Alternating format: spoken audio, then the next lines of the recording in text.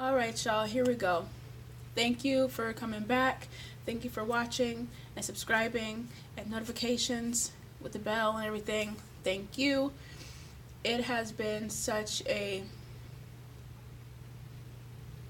process.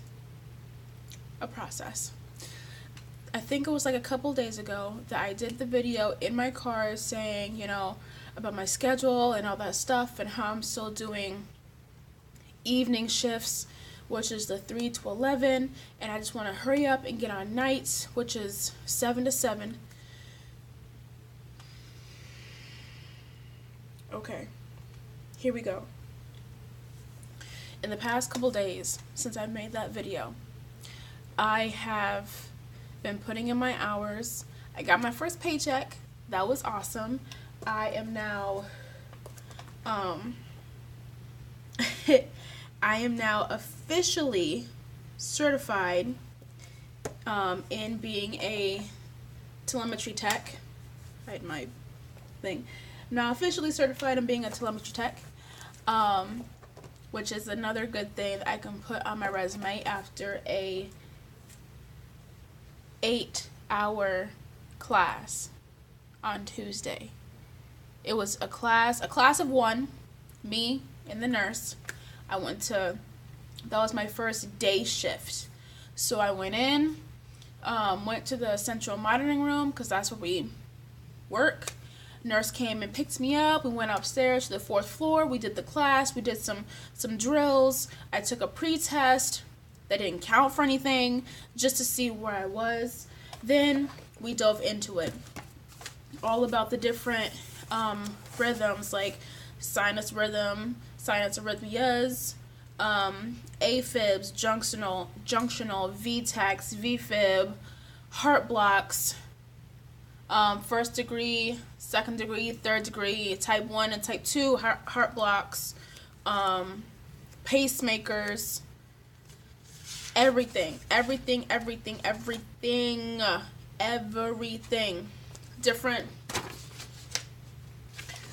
There's just different pictures of the heart. That's all. Different pictures of the heart. And like I said, you guys, I was there for 8 hours. 6 of those hours was the whole class. And it literally took all 6 hours. Here's other stuff about the EKGs. So all the different types of rhythms, front and back, and there's more. If I can get it. Front and back. This is what the rhythms are supposed to look like. You have your P, Q, R, S, T, and sometimes a U complex. What is sinus rhythm, what is sinus Brady, what is sinus tach, all that stuff, okay? So we went through everything in 6 hours. Why did it take 6 hours? Well, 8 hours, hold up 8 fingers, let's get it. 8 hours I was there. 6 of those hours I was doing the class. Another one of those hours, in the middle of me doing my class, the nurse went to go take a 10-15 minute break. In that 10-15 minute break, it actually ended up being 45 minutes because a patient came in to the hospital. He was coding, and unfortunately, that patient passed.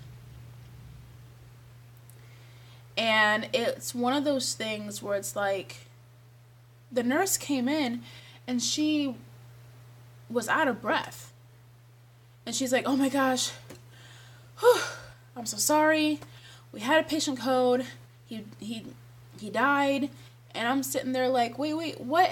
In 45 minutes, like everything happened in 45 minutes. 20 of those minutes when he or she, I don't know, when the patient came in, they were coding. And this is stuff that I also found out in the monitoring room. He was put he or she, I keep saying he, the patient was put on the monitor. And their heart wasn't doing so well.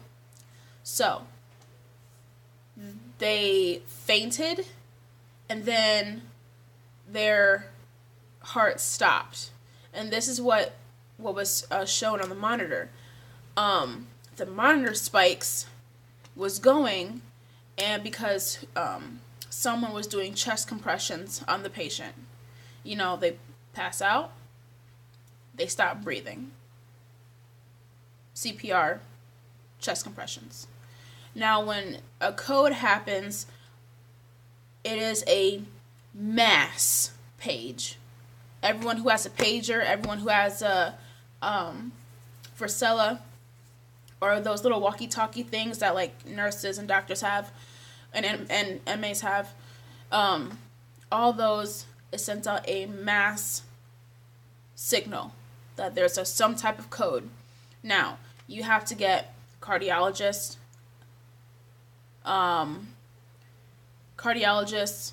MRI, cath lab, every nurse that's available, every doctor that's available. It is a whole group of everyone, damn near from every department, coming at the same time to see what's happening with this patient. Why are they coding? Is there something that they can do in one department that they can also do in another department? So, anyway, long story short, the patient didn't make it. So, when she said all that, I was just sitting there like, do you want to take a minute? Like, do you want to just sit down and process what just happened? And she's like, no, stuff like this, unfortunately, it does happen. It's just one of the new nurses that is interning there. That was her first patient that passed while she was trying to help assist. So it was hard for her, so she was obviously feeling emotional. I'm like, okay, I can understand that.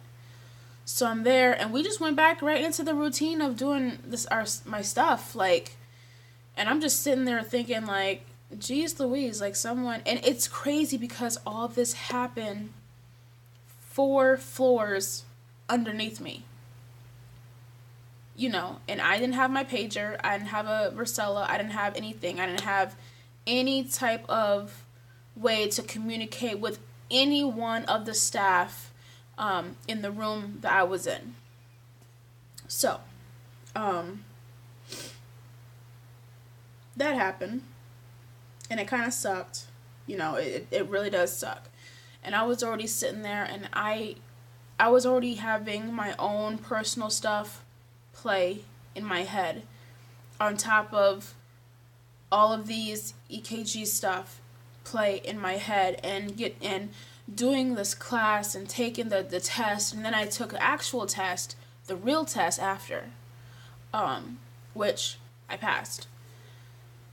And when I tell you, my brain was literally going boom, boom, boom, boom, like it was throbbing, and it's like I can just hear the pounding in my head, and oh my gosh, all of this stuff, a lot of information, which is a whole span of information that is smushed down into 6 hours. Now, if I didn't pass the test, that's fine. Like, I'm not going to get fired. It's just, you take the class again, or you take the test again. That's it. This right here, what I'm doing, in the central monitoring, it's kind of like, after you take your test, and when you're doing the job, you kind of work at your own pace. So, I told my boss last night in an email, I said, I am 80% comfortable and confident in what I'm doing right now.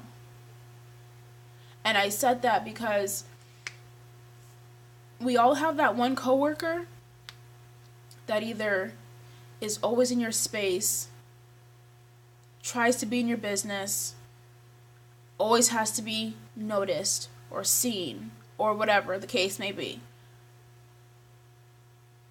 I have that coworker. in my space when I get to work until 7 o'clock when they leave. And of course, I'm there until 11.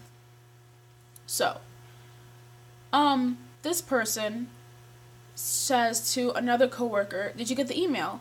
And I'm looking through my stuff. I'm quiet. I'm just in my own zone, looking at my patient's own zone, looking at my patients, doing me, looking at my patients, making phone calls, looking at my patient. Like, I'm in my own little world right here. So this coworker is yelling out and talking about the email. Now, the only reason I perked up was because I heard my name. When I checked my email, my boss sent out a group message to all of us, basically saying, are you still okay with the 3 to 11s? And was asking about me if they thought I was ready. Now, it's really not my coworkers' place to say whether I'm ready or not. That's my place. It's my say if I think I'm ready or not. What I don't like that this one particular coworker does is I actually do have a knowledge with EKGs. Not to the I haven't been doing it as long as this person has. That's for sure. I haven't. And this person knows their shit. Inside, outside, upside down, on their best day and on their worst day, they still know their stuff. So for that, yes, you do know your stuff. But so do I.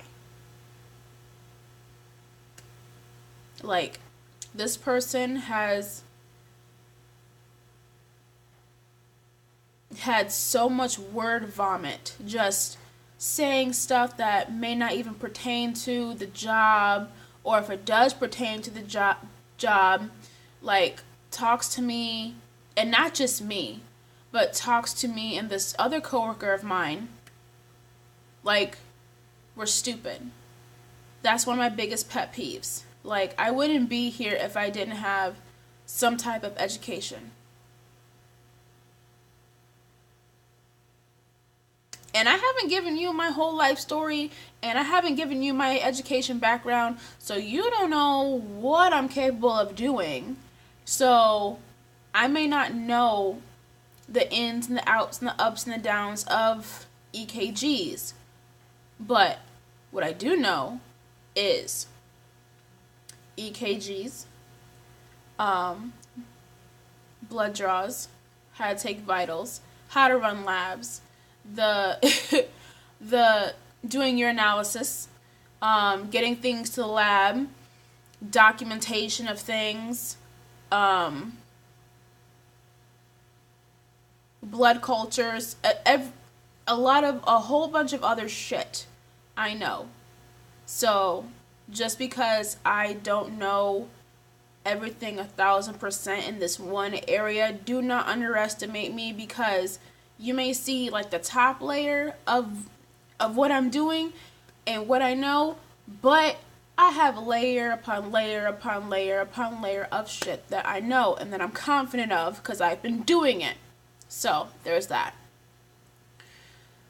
So I emailed my boss directly because this coworker spoke for me and said that I forgot everything that she said, but basically what I remember her saying is, "Oh, we'll work with her." Who's we, for one? Because I was with you for one day, for 12 hours. I've been with this other coworker every single day for 2.5 weeks. And this other coworker, I'm gonna call her Tammy because I don't know a Tammy in real life. Tammy and I mix well. If I don't know something, I am okay asking Tammy, does this look like sinus tack to you? Or are there PVCs? Because I think I see some PVCs, but whatever the case may be. And Tammy can come to me and be like, do you see any do you think that this is an AFib, or do you think that this is a junctional tack, or what? Or a junctional Brady, or what? And then I'll give her my input. If I did that with Carol, because I don't know a Carol in real life, if I went to Carol with that, she would basically look at us like we're dumb. Like, how can you not know?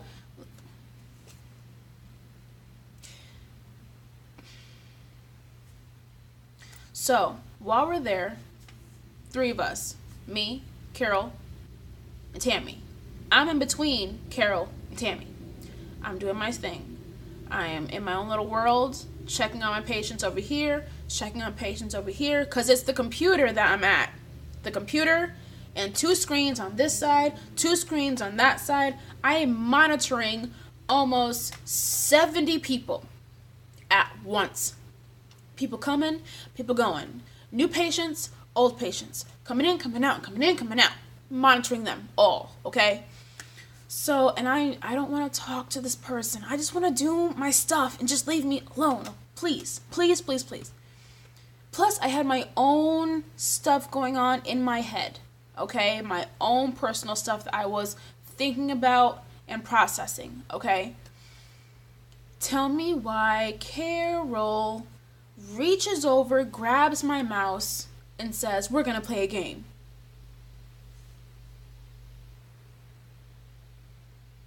I don't want to play a game, Carol. I don't want to play a game. I just want to sit here and watch my patients. That's what I want to do. That's what I said in my head in real life. And I'm just like, oh, come on, it'll be fine. So she just clicks off to what I was already on my computer that I'm signed into. And she goes on, and I'm like, just in my head, I'm just saying it to myself, like, just do the game for a little bit. Keep it together. Keep it together. I did snap on her because she always has to talk. And if something happens, she always has to know, and she always has to have her hand in it. And she wants to do the game, but I have a patient that's running TAC. I have to take care of that patient. So the game can go on the back burner. And she grabs the Varicella and she's like, oh, here. And I'm like, no. And I said it, I was snappy, I'm not gonna lie. I said, no, I'm gonna use the phone. If you ever seen those little walkie-talkie things, there is no earpiece. Okay? Whatever someone is saying, it comes out. It's like a little speaker right here on your shirt. I don't want that. I like to talk on the phone, because when I pick up that phone, no matter who it is I'm talking to, that is a A-B conversation, not involving anyone in the room. I don't care if it's Tammy. I don't care if it's Carol. I don't care if it's Susie Q from down the hall. It's an A-B conversation, okay? And so she just sat there and she was just like,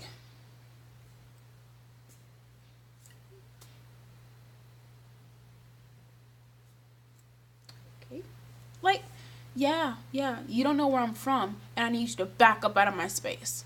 Like, I'm trying to get right with the Lord. You are really pushing me right now. Like, that was just how I was feeling. So they left. It was time for them to go home. It was after 7. And so the personal stuff that I was going through and processing was, there is a possibility that my husband will be getting out of the military. We've been in the military for 7, almost 8 years maybe. Yeah, 7, almost 8 years. So, basically, all of our marriage has been military.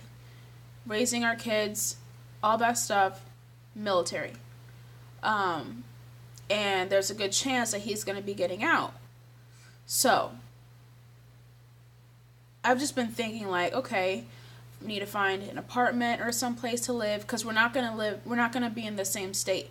We're going to move back home where we have family, where we have friends, where we know somebody, you know. Maybe not directly where we used to live, but in that area. So finding a place to live. I'm having a car situation right now where hopefully I'll be getting a new car, okay? A bigger family car, okay? I'm thinking about that. I'm thinking about, I just got this job, and how long are we going to be here? How long am I going to keep it? You know, and finding a job wherever it is we end up, finding a job, a place, you know, just everything about moving that you could possibly think of. I was thinking about it. Okay, I need to get some boxes, you know, some bubble wrap, some tape, you know, might have to get rid of a few things, you know, oh, I have all this stuff that I'm not using anymore, I can just give it to Goodwill or whatever, like, stuff like that, okay? We've all had those days at work where we're there, but mentally we're not there. We have other stuff going on in our lives, you know, so that was my night. How I'm feeling right now, I'm in a good place. I am kind of tired because it's been a gloomy, blah day today, but I'm super happy because I got a chance to go out and buy my kids clothes that will fit them. My girls, I got them damn near a whole new wardrobe. My son, I got him some stuff. But it's just, if you have little kids, you know that they grow out of their clothes so fast. Last summer, my son grew 2.5 shoe sizes in 3 months over the summer. They are always growing, you know. My son, built like his dad. He's going to have some growth spurts. He's already going through growth spurts. You know, I'm 5'8". My son is 6. When I stand up, his head is like almost touching my under armpit. Almost. My oldest daughter, built like me, thin and tall. We have a hard time finding pants that fit us right in the waist, but are long enough. So I finally got her some. And my youngest daughter, she's short, you know. I mean, she's 4, so she's short, and she's I guess an average 4-year-old size. Got her some new clothes and all that stuff. And I don't know if y'all heard or whatever, but Payless Shoes is going out of business.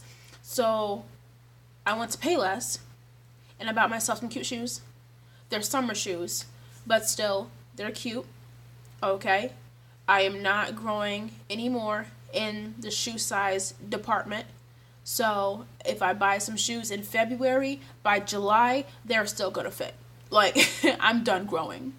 And I'm going to take my kids over there tomorrow and be like, look, pick you out, 1 or 2 pairs of shoes, because they're going out of business, and get you some shoes that's a size or 2 bigger than what you have right now.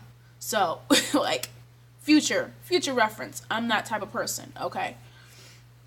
So I went and I got them some stuff, but I'm really good. I'm really happy. Tomorrow we get to go test drive the new car. So I'm happy about that. Can't wait to see how it's gonna go. So, yay. And I have to work tonight. As much as I would love to just call it off and be like, I'm not coming in tonight, I would really much like that. But I'm not gonna do that. And plus, that's not how that's how you mess up your money. I'm not messing up my bag. Like, I'm not. So, and today is Friday, National Margarita Day. So, if you are over the age of 21 and you are not driving and you are participating in National Margarita Day, drink a margarita for me. I would greatly appreciate it. I have wine, and I'm not going to be able to drink any of it until I get home from work at around 11:30 tonight. So, yeah, that's pretty much it, you guys. That's pretty much it. I am probably going to go and put on my my scrubs, and then I'm going to go wait a little bit. I think I still have like a whole hour or so before I have to get my little one up, because with this whole 3 to 11 shift, which is another reason why I emailed my boss, because I want to tell her I am confident, I think I am ready, because I did apply for nights. I applied for 12-hour nights from 7 at night to 7 in the morning. That is what I applied for. I would like to be home during the day when my kids get out of school, because the only time I see them is when I take them to school and when I come home and, retuck them in bed. But they're not even awake. I want to see my kids. I want to be home with my kids. I don't just want to be like, okay, have a good day, and then not see them until basically the next morning. So that's another reason why I was pissed at Carol. You don't have children. And I'm not bashing her. I'm not dogging her. I'm not shaming her. I'm not doing anything like that. She does not have children. She has dogs and I think cats. So she has pets. And her mom goes over to take care of them during the day. Okay, that's great. But I want to be with my kids. You do not tell my boss that you think I need to wait 4 or 5 more weeks to do this.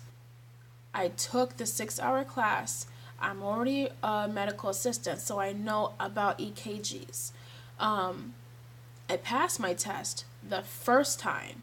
And when I did that stupid game that she wanted to play, I only missed 1 or 2.